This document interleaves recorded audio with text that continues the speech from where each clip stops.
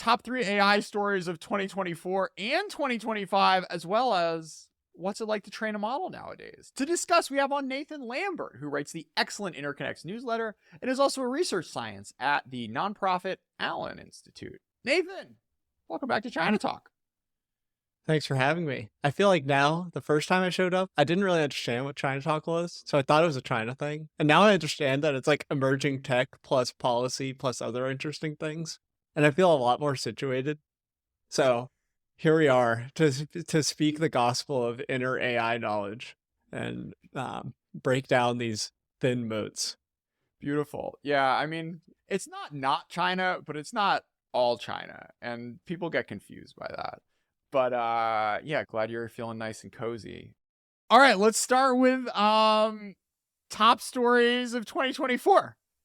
I'm going to start with 3 as just the fact that Chinese open source models are like the same relevance as the American models. I think it's just what it is. Like the Quen models are extremely good. I don't think that as many Americans build on them just because Meta has a bit better developer ecosystem and probably name brand. Some silly things drive this, but the fact that like DeepSeek and Quen were the first to release credible OpenAI O1 like models is where we're at. Like these Chinese labs are more committed to open source and kind of building this ecosystem. I think it's because the big tech companies have very clear AI strategies that they're just doing them. Like open source is not really a part of it. Like I think like Meta is an interesting case where they are doing open source, but they're not doing it in like a full open source developy way. Like they're shipping these models once or twice a year and people are using them, and it is weakening OpenAI and everything like that. But like DeepSeek and Quen they release stuff all the time. And like that's much more the open source ethos of like ship early, ship often.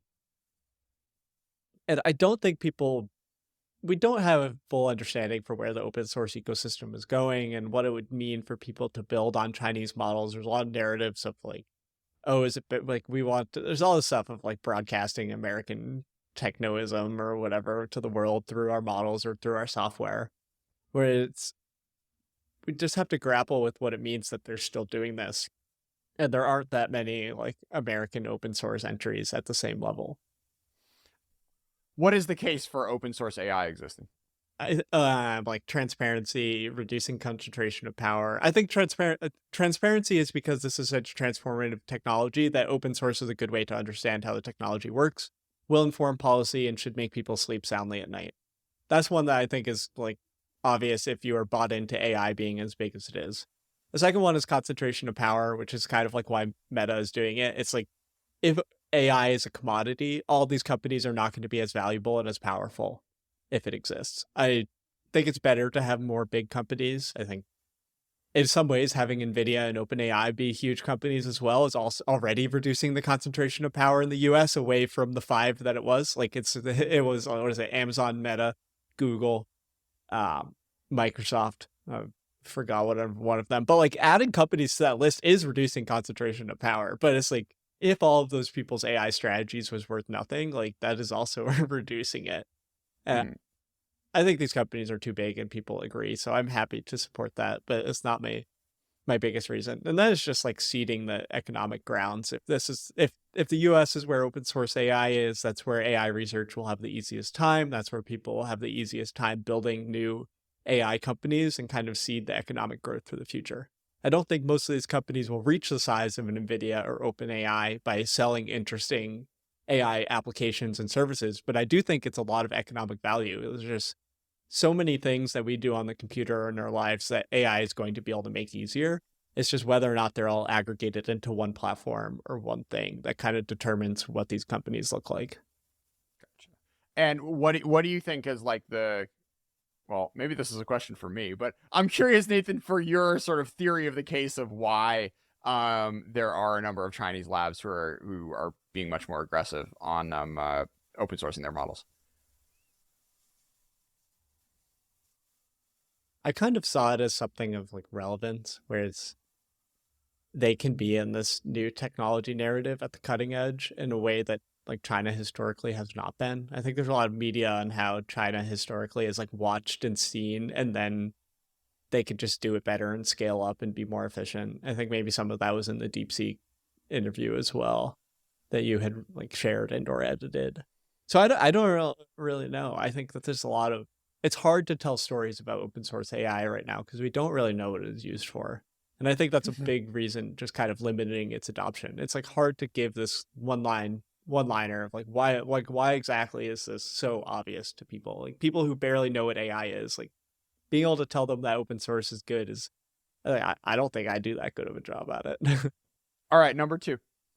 I'm saying the infrastructure build out of the world. It's probably number 1. This is the next one on my mind. It's just like the amount of money that these big tech companies are contributing to building raw infrastructure, whether it's GPUs, which we can use for everything in the future, to literal nuclear power plants and fiber optic cables across the world.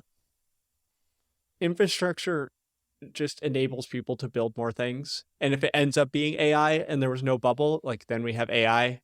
If there's a bubble, then we just have way more power sitting around for people to figure out something else with. And there are all these other correlated studies that show that energy expenditure is associated with wealth. And I think there's blips along the way, like the whole Elon in Tennessee or whatever, wheeling up 100 diesel generators to fuel his data center. Like I in the big picture, that's probably not that much power and not that much emission. So it's like, yeah, it's stinky and it looks bad, but it probably is going to look like a blip. Most of these big tech companies do not want to have that type of reputational baggage on their data centers. They all want this green energy stuff that they have to sell. So in the long run, it just seems like this infrastructure build out will do good. And it's like a bigger story than all of these little like AI releases that are fun, or like Meta's AI glasses or Apple Vision Pro. Like these AI products are like small beans, fun things, where like all these bigger picture stuff, like just people can just have more power to spend on things, whether it's electric cars or other stuff that actually impacts the world. Yeah. I mean, I think like an interesting sub corollary of that is like, what does, cross data center training and like doing the 10x of how much compute is going to go into this. And I guess that sort of leads us into number 1.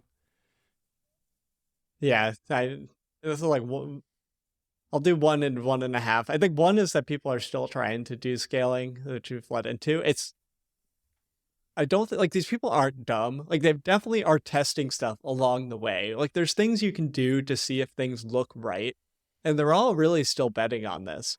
In some ways they're like locked themselves in, where it's like, this is the story we're telling. This is the only way we can raise the money that we need to buy the chips and stuff like this. But these people are obvious. Like there's so many companies doing the same thing. Like if you're going to watch your competitor drive yourself off a cliff, you're going to let them do it.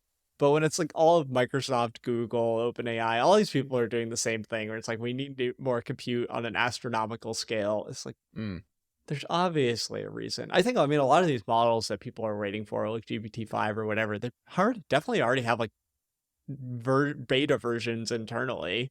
They're not just sitting around. I think a lot of it is a marketing thing. It just might not be worth it to serve to the user, and they're trying to figure out how they charge the right amount of money for this, because it just doesn't. It's like might not be an upgrade in ChatGPT. Like ChatGPT is a use case that we might not need the bigger model, because like what is going to get better? Like I don't need my ChatGPT to be like a mathematical savant and solve some crazy proof. Like I'm not asking that stuff to ChatGPT. I'm just asking it like technical coding questions. Like it could get better at coding. That might be valuable. But there might be other ways around that. Like O1 might be a cheaper way to get better at coding than 10xing your model. And like all these paths are continuing. I think like O1, if we're going to include it in this, is just saying that like the paths to shipping interesting and new capabilities in models is not a shut door. Like it's like it hasn't stopped. And for that to be the case a whole other year along the line, it's like, yeah, it's not a convincing rebuff to the haters of AI, but it's the party's still going, so you have to take the W you can get. Sorry, explain that. Yeah, so O1 is complicated because it's not sure what people want to use it for, but O1 has delivered language models that have a very different behavior profile, so it just feels very different to use it. and some measurable evaluations that is much better at math and coding and things of the like. And to be able to make trade-offs in design that result in dramatic improvements in certain measurable types of outputs when we're in such a fast expanding technology, it just means that there's more opportunities to apply the technology. It's like, we figured out O1 for reasoning. What's O1 for some other thing? Like we just don't really know what it looks like, and Gotcha. we just think it's just a checkbox in my mind where it's like, you can change how you train. You could change the default recipe of changing language models and get a different type of value. So the default one is like a ChatGPT, a chatbot. The O1 is a different example, and I just feel like there will be more examples of this if we show people certain things that we need language models to be able to do to make money. Yeah. No, it's funny. It's like, I want, I'm sitting here with my 4-month-old. Like, I want I like boost it up for like parenting advice, boost it up for like late night humor. I don't know. It's like kind of annoying. People are all like all these STEM nerds are just spending their time making their models better at math and reasoning. Like, give me some cool Jordan's poems. like, I don't have to write code. Come on. Well, unless it's good enough for me to like give it 2 sentences and it, creates a whole video game for me. Like, what are we doing here? I will go back to my Python when it is good enough for me to like ask it to write me a script, and it does it, and I don't have to do anything else. And we're still not like total, like, it's not like writing like iPhone apps for me, like full cloth. All right, 2025. Let's look into the future. Yeah, so before recording, you asked if I had any Trump Elon takes. The TLDR is that the Trump people, especially Vance and all these people cozying up to the Andreessen Horowitz small tech world, are very not aligned with Elon's views on AI policy, because Elon is one of the prominent people to have endorsed California's SB 1047 AI safety bill, and Andreessen Horowitz were the biggest people against it. So Trump's kind of stuck in the middle of that donut, and I think Trump tends to not like when there are people fighting over like who is the most influential in his orbit. So I think either there will be it's honestly more likely to be a policy thing where it's just like Elon. I actually think Elon believes in AI safety as a very important thing, and I kind of think Trump might not realize that or doesn't care. So maybe this becomes an AI safety administration, which would be absolutely shocking, because I feel like Trump just doesn't want to do any regulation, and I expect the two of them to kind of have that to flare up within 2025 and them to just kind of part ways, which is probably better for the world. Elon could go back to building rockets and cars, and that would be better. I don't know if I'll ever go back to doing that. I think once you taste like being kingmaker, and then you lose that, you want to get it back again. I mean, it's interesting, right? Is AI safety, like, where is AI policy on the like list of things that Donald Trump cares about? I would say like below 40. And my guess is that it's like building the wall. I mean, yeah. Oh, it's way lower than building the wall, because building the wall has political salience. Building the wall gets people to cheer at rallies. Like, AI safety? Come on. This is like for the 500 people who listen to Nathan's excellent retort podcast. And sort of my theory of the case of what will drive the inevitable Elon Trump breakup is going to be something stupid like Elon being on a cover of a magazine, or like, him, like a leak of him saying that Donald Trump is stupid or something. Like, I would put a ton of money on it being some like dumb ego thing more than some like considered policy debate about like monopoly power and like the technology space. So, but in the meantime, right? It seems like an endorsement of not a lot happening on the federal AI policy side of things. Dude, so Howard Lutnick, the presumptive nominee for the Department of Commerce, I searched on Perplexity Howard Lutnick AI and Howard Lutnick and semiconductors, and Perplexity literally could not find a quote of his about either of those two topics. I don't know what that means. I mean, maybe it sort of like defaults down to who are the 30 somethings that end up showing up in a Trump administration that do have like developed thoughts and views, and those bubble up, combined with which billionaire CEOs are going to be on Trump's speed dial, whether that's Elon or like, I don't know, whoever else is still in the circle of friends come 2026, 2027 when we hit AGI. Yeah, I don't see a lot of like concerted policymaking beyond just the deregulatory energy for data center stuff coming out anytime soon.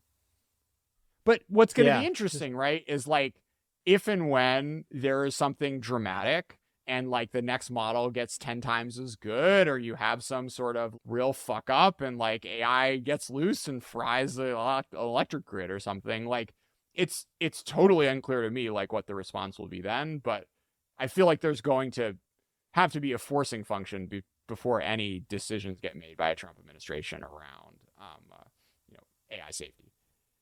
It'll be interesting. I'm kind of going in with an open mind. I think the two other predictions I'm more confident in for 2025. One, we'll actually get some stupid GPT-5 size or label model. This is like GPT-5, Gemini 2, which I thought was supposed to come this week because some Google Cloud VP leaked it on LinkedIn. So maybe we'll get that tomorrow. We're recording on the 4th. But also like Claude 4, like the next size of model, like I think in some ways they just need to ship something eventually. Otherwise the investors are just going to be spooked, because this kind of leads into the last point for 2025 is like AI agents becoming real. I don't know if they're going to be able to just ship their like next bigger model in an agent and figure out all that UX stuff in one landing.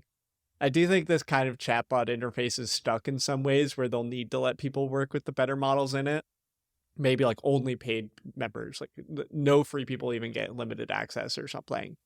And it's got to come. I think the models are already done enough. They just don't know what to do with them. And they're kind of scrambling on a product angle, which is why agents are important. And it represents this kind of really big product question. You could even loop in like, does ChatGPT or Perplexity figure out how to run ads in the right way? I think search ads are different than what we need. Meta's targeted ads are different than what you need for ads in ChatGPT. If like one of these user heavy AI chat apps figures out ads, that will also be a huge deal, because like no one knows how to monetize this stuff. And that would be a transformative point in the technology. I'm not saying that'll definitely happen in 2025, because it seems like a very creative problem of how do you at scale interweave ads and online auctions and bidding and all this automatic stuff into this. And it feels like it would reduce to brand ads, which is like you pay OpenAI $10 million to tell everyone that its favorite type of cracker is fucking Triscuits. Like, that's not going to go over well. Did you play with Anthropic's computer use at all? A little bit. I set it up. I asked it to email myself, and it got to my email, and then it refused because I'm not supposed to contact personal people. And I was like, freaking sick. Like they're going to have to take off some of these guardrails if they want agents to be a real thing. I wanted it to start trading on Polymarket, and I got like 2 or 3 steps in before it said no gambling. Sorry. Yeah, it's like, this stuff sucks. Like, somebody's gonna rip the Band-Aid off at some point. I mean, it was so weird because it was just like, it's like watching like a toddler. Yeah. I mean, if that, and like sometimes they know what they're doing. It's not really like a toddler. It's like this weird like metamorphizing thing where like for one cycle it's a 12th grader, and another cycle it's a 3-year-old, and then it's a 7th grader, and like the level of intelligence that it displays as it's doing its agenty thing is just so variable. And it's at not a technical level, I think it was not the right model, because like what it was doing was sending like 10 past screenshots to the model per inference to take an action. And that's just way too much compute to cache per action. It just needs to be able to be faster. But I almost think Apple might be able to figure it out. It's like some weird local model, and we're still waiting for Apple Intelligence. I think this agent story will hinge on like how good Siri is. Yeah. Like if Siri is good with this cross app interaction, that's transformative, because that's like real AI that people don't know. If it's good, wouldn't it be out there? Like, why? Oh yeah, Apple is hurting. They're trying to right the ship, but they've been hurting. Have you used Apple Intelligence? This shit is hilarious. It is by no means a selling product for a state-of-the-art iPhone, but it is funny. How so? It just like notification summaries, and you just like have a giant group chat, and it's like what? Like this is It's not like your useful. friends talked today or something, right? Yeah, it's unintelligible. And like Siri is supposed to be new, but it feels the same. There's like an image generator, which is so weird. It's like tries to pin it to people in your contacts, and it's like has a weird safety filter on it, and it's not that good. It's just like it's impressive that it's all running locally, and I still think that it's good that they shipped something. But I don't know if people are using this stuff. It is a fascinating sort of org chart decision making question, because clearly like someone said this was ready to go, or someone decided this has to be ready to go, and then like the marketing whatever was sort of downstream of that. And then like, we're sitting here in December of 2024, 3 months after the phone's launched, and like it really still can't do anything. That said, I wrote this as a tax write-off because I was going to play with the AI on it, and I have, but like there's not much content to show from that. But I think the only thing I'd say is like it's not like any Chinese handset manufacturer has figured this out either yet. No. It's Google so hard. also, like, it's just like for whatever reason it's still sort of beyond. It's like if this Siri thing lands, it'll be a technical masterpiece built on like them laying foundations in interesting API design for their software and then delivering an actual interesting model. Like their models that they trained are obviously fine. I think we've seen every tech company has trained fine models. It's just not necessarily clear if they need to or what they're using them for. Like Amazon has a model now and it's fine. It's like, okay, we'll see where it goes. And I think there's also this developer relations question, right? Of like they need to get the app makers to sign up to having, Siri driven voice activation, right? And I'm sure there's like a lot of sort of mess and negotiation around play a song. Well, like which app plays the song? Like buy a thing. Is it Temu? Is it Amazon? Is it whatever? I mean, it's there's a lot of sort of like business backend beyond just the technical backend that you need to make a feature like this land for, a few billion people. Yeah, I agree. Okay, so beyond the top stories, you've also kept busy in 2024 training models. What is the Allen Institute, and why do you guys train models? Yeah, the Allen Institute is a research nonprofit in Seattle. It's 10 years old. Previously, it was known for doing just high quality, mostly NLP research and other AI research. This kind of, like most of the AI industry, had to change post ChatGPT. And I think they made the right conclusion, one that I'm invested in, which is to be relevant and to improve the AI ecosystem and be credible, you have to be able to train good language models. You don't necessarily need to spend $100 billion to do so, but you need to have things to show and prove your chops and find your niche. And that has been in training open language models and being open source end to end and just trying to open up and make transparent this process of training models. I would say we're not scaling as fast as the biggest players. I think we've made a ton of progress this year, kind of in the 7 to 70 billion parameter model range across a few different work streams. We have our own pre-training work stream and then a few fine-tuning work streams. So this whole like post-training thing, which you think about a lot for controlling behavior of models and fine-tuning, also multimodal models with Molmo this year. And just trying to get an understanding for both where there are opportunities in the AI space, because when a place like Allen Institute AI2 has the best model, that's a really new place in the space. And that happened this year with our multimodal models, where like that team absolutely crushed it. And those models are like better than OpenAI and GPT-4 and all these things, like on a fair comparison. But a lot of it is like our Olmo models are like, we're doing the thing that is the like highest impact for years to come and laying groundwork of like code bases and data that academics and many people can use to train relevant models in the future. So it's kind of a distribution between being actually state of the art and just being thorough and building good tools. But we can see what you need to actually do to scale this up to build the best models, because the things that make progress end up being pretty obvious. It doesn't look like NLP or AI research from 5 years ago. It ends up being like, there's just a list of things you need to do, and you need some really smart people to do kind of unclear new things, which are just small research items, and B, smart people to decide, tell someone else which one to prioritize. The central question we always come back to is like, what are defensible moats and like what drives innovation, right? When we do podcasts with Dylan Patel and Semi-Analysis, like the core insight and takeaway is that there are like a billion different levels and a billion different companies, and within those different levels of companies of the supply chain, like everyone has a PhD and has been doing that one process for like 25 years. And you probably like can't add much to it unless you've, worked under that person for 15 years.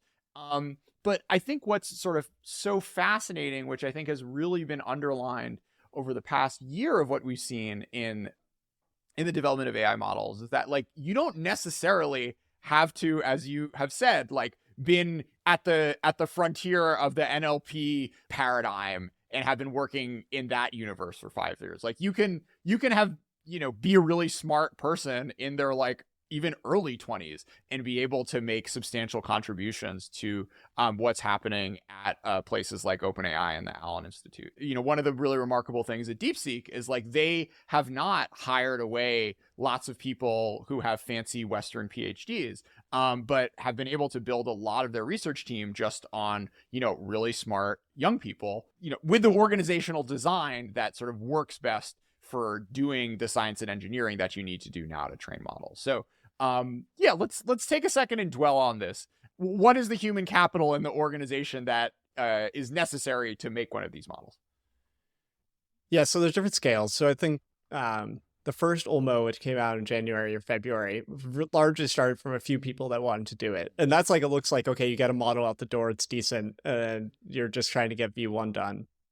Then the biggest projects this year at AI2 were probably in the range of 10 to 30 10 to 30 people, like a bunch of core contributors, but not 200. And I think after we talk about AI2, we can talk about what it takes to scale that to a big tech company, because we're definitely running into the boundaries of at AI2 where we don't have managers and we don't have certain hierarchy.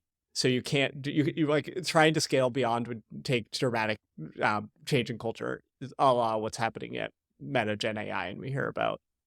So generally what happens is that there are a few people on the org that keep up with what is happening in the AI space in their sub area. Like I focus on post-training. We can use the 2-3 project as an example. And it's like, I see the Meta report and I talk to a few people in industry and it's like extremely obvious the things that we have to try. I think if you look at old recipes for like RLHF or post-training in academia, from 2023, what it looks like is you do instruction tuning on a big data set, and then you do like a sprinkle of preference tuning at the end, like a sprinkle of RLHF or something at the end. And then if you talk to people in industry, they go on podcasts and they're like, we need to spend so much of our budget on RLHF. We need human preference data. And they have these feedback diagrams and they're doing multiple rounds and there's all this new RL stuff.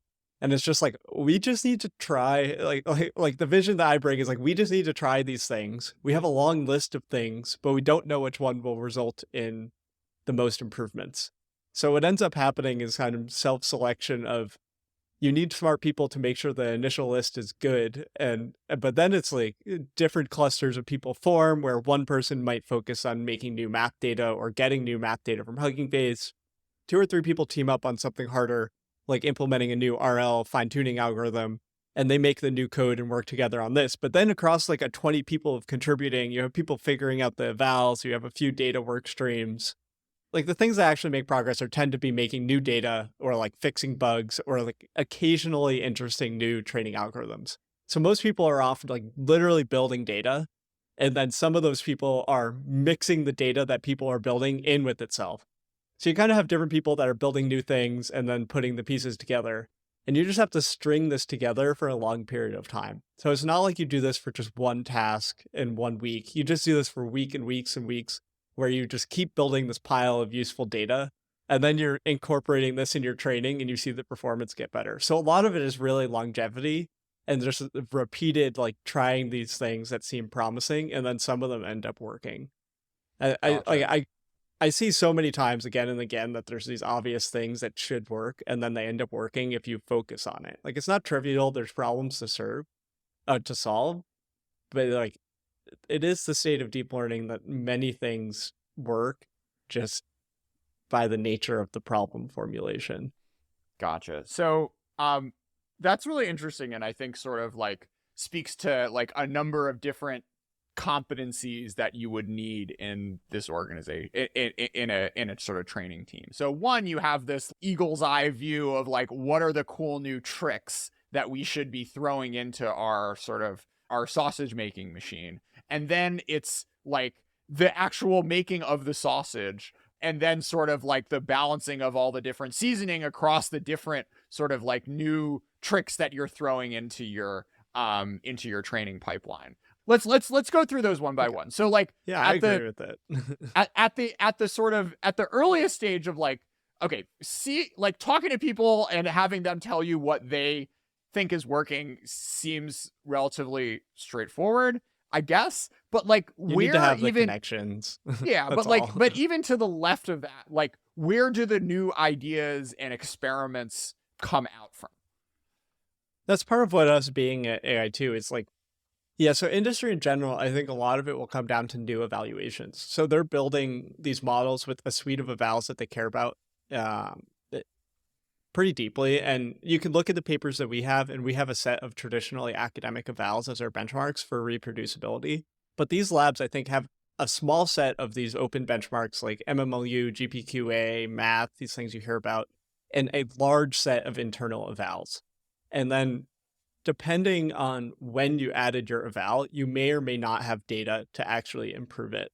So I think kind of you look at this distribution of skills that you care about, and they're probably adding new evals and then having people design data that helps them, or revisiting old data to kind of target these evaluation streams. So like that is definitely happening. I mean, there's examples like in 2024, there's this eval, IF eval, which is called instruction following eval, which in past years, it wasn't really a thing, but it's the type of prompt that's like, write me a poem about a goldfish. The first letter of every sentence should start with the letter G. And like, that's the type of constraint. That wasn't a thing in 2023, but all the labs figured out how to pretty much get 100% throughout this year. And it's like, those are just people making data for that. And now that's just in their eval suite that they care about for the time being. And I think that low level of just making sure you have some ability to address it is pretty repetitive, but the putting it together when you have more evals to work with is actually really complicated. So in my experience, we're normally balancing about like order of 10 evals. So I think the model's capacity is pretty straightforward. Like the models can just learn all these things, and you get some interference if there's like formatting weirdness or like the data that you're trying to mix just don't match up well. But I think eventually with these models, there will be some amount of limit of the things you could squeeze into them. And that's one of the benefits of scaling, is that people just think they have more ability to like store this information. And I don't have a lot of comment on what that type of trade-off and if they're actually hitting those boundaries are. But those are interesting questions at the kind of mixing stage, which is you have people that are prioritizing different evaluations. I think for my recent work, we really prioritized math, which is like this eval that is harder math questions. And that was like our most important eval. I think if that went down, we were willing to we were sacrificing other evals to make that go up. But in a large organization, that is a really complicated trade-off. Like the decision on which evals to keep high and which to keep low, it's either probably something they write at the beginning of the process as an explicit rule, or the one that goes to all the way up the organization. It's like I could see not necessarily CEOs, but there's going to be very senior people that are like, we go with this model checkpoint for that reason versus the other in these big cases. Let's stay on that. So like if you're training your model and you're optimizing for it to do different tasks, like why isn't it, I mean, at some level it's getting smarter at everything, right? Like what do the trade-offs end up looking like in practice? There's personnel trade-offs, and then there does also end up being technical trade-offs. I think in this like open weights realm, you see that people make like math specialized models that are way better at math, or same thing for coding. by just adding a ton of data at the end of pre-training, and then they focus their post-training on that, and they can get higher absolute scores while the other vals are lower. So there's definitely been a lot of representations of like the ability to specialize. So if the models can specialize, you're definitely making sacrifices between on the general model. Like it could be higher. Like the specialized model is like the ceiling for that base model. I'm definitely coming around to being really sympathetic to the like fine tuning is eliciting base model performance point of view. I can come back to this later, but like if you think about that, then inevitably you're making a trade-off in performance somewhere. Like in order to you could have gotten one number much higher, but you're making it a more well-rounded model. I think there's been a lot of stories told about like safety being a trade-off with reasoning in the past, but I think safety actually it's in practice now it's less clear. I think safety is kind of orthogonal to a lot of reasoning questions that people ask, which makes sense. Like you're not asking like they're very different to ask a model to reason about how many golf balls fit in the moon than it is to like ask it how to build a bomb. Like those are just very different regions of the space. Sure. Okay, let's come back to our sausage making. So the sort of the one like layer of innovation you talked about is finding the rubric on which to grade the model. And part of the seasoning was like which of those rubrics are we picking? What about on the sort of algorithmic innovation side? I think a lot of this comes with scaling and robustness. So we've seen this in our work that like just getting the training loss to not spike. Like you hear about loss spikes. Essentially what's happening is you're training all these batches, you do gradient updates, the accuracy is getting better, but like the loss spike literally translates into like wasted compute at the end of the day. So what happens when a loss spike happens is a lot of times those gradients are just clipped, so you just waste that compute. So like or you ruin the model. Like the better outcome is you waste some compute. The worst outcome is that it just blows up entirely. But as you improve this, you have higher iteration speed. Your experiments are more reliable. Your experiments are faster. I think in fine tuning, it's very real that RL is very noisy and unstable. So like as the algorithmic improvements, I think are deeply tied to architecture a lot of the times until we start talking about like O1, which is kind of a different model. But for like normal ChatGPT models, I really think a lot of the algorithmic improvements are deeply coupled to just making it so training is fast and effective. I mean, we've seen this, like GPT-4 is GPT-4 Turbo. Like Turbo is just a algorithmic improvement to make their systems cheaper. But at the end, that's probably the most important thing for their bottom line. All right. So we've talked sort of in a relatively holistic way about the sort of algorithmic innovation, the data you're using, and like how you're trying to like stitch it all together over the course of training this model. So what is the human capital needed today to actually do that? I think a lot of it will get easier as the groundwork or like what actually is important becomes clearer. I think there's a lot of time spent having people spend time on things just to make like small improvements via data. And there's a lot of sayings from the big labs that are like, you need to keep the amount of compute per head on the pre-training team really high. The main thing there is that pre-training is the most expensive, and those people are essentially making decisions on the biggest training runs for which data to include and some other architectural things to maximize the compute they have into a certain size model. So if you give people a certain size cluster and a certain size data set, there is just a certain data set size, a certain model size that makes sense. So they're like making decisions on that and which data to include so they can keep iterating. And that team, I think, is, in terms of decision makers, is actually smaller. They're just trying to decide on the pre-training runs. But once you have the base model, there are a ton of things that these labs can do. And I think that's the biggest growth on the headcount among all the top labs. So if you take like Gemini, for example, I think the core Gemini base model, I think, has fewer people relatively, but then you have all these things added to it, like Gemini Flash, which is a distilled model, a smaller model. You could have a whole team focusing on the small model, which uses relatively less compute. You have the general RLHF team, like Anka Dragon from Berkeley, who I knew is like a alignment or safety director there. Like she definitely has a lot of people researching how to improve performance while maintaining safety and fine-tuning these models. And that could look like a lot of things. It's like just normal, like making the math go up. It's figuring out how to have a really small model that does moderation of output. So there's like a lot of small models you could use during this. Multimodal can be a really different thing. So like when you hear GPT-4o-V, like that vision model is really similar to another fine tuning. Like the amount of compute's relatively low. It works on the same base model. It's just like, it is just fine tuned. And like all of these things just keep adding up. I think OpenAI talks about how their post training team works with their product team to make things like JSON mode. All of these things are downstream from the base model. So the base model is like really high compute density, the small core researcher team, and they keep popping up these new things along the side that are like more use cases for the model. And some of them really are modeling things, but this distribution of capital is like you end up with a lot of researchers doing a lot of different things, and they all need compute to do different stuff. And like all the big labs are definitely managing that organizational complexity, and you end up prioritizing them by giving them a certain amount of compute.